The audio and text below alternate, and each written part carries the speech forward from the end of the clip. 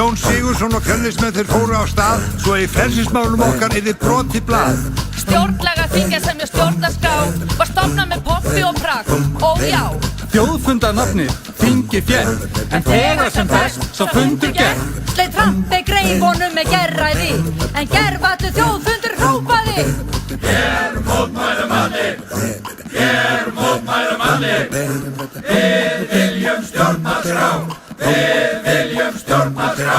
160 árum síðan var hrun, með sjóðandi reiði sem fór hér á brunn. Þá var bylting sem kennd var við húsa og höld og var beint gegn spillingu sem haft hafði völd. Eitt af því helsta sem var uppi þá var almenni heilsaðok og stjórnarskrá. Líkt og á þjóðfundinum 1851 ómaði herópið einfalt og beitt. Við viljum stjórnarskrá, nýja stjórnarskrá, við viljum stjórnarskrá, nýja stjórnarskrá. Í þjóðaratkvæðagreiðslu síðan gerðist það að góður meirihluti ákvað að Alþingi líki við það einfalda verk að afgreiða stjórnlögin vönduð og merk. Og af því að vilji er allt sem þarf á ekki að líðast að tefja þetta starf. Heldur gert án tafa, án gremjaða háls, á grundvelli frumvarp stjórnlagaráðs.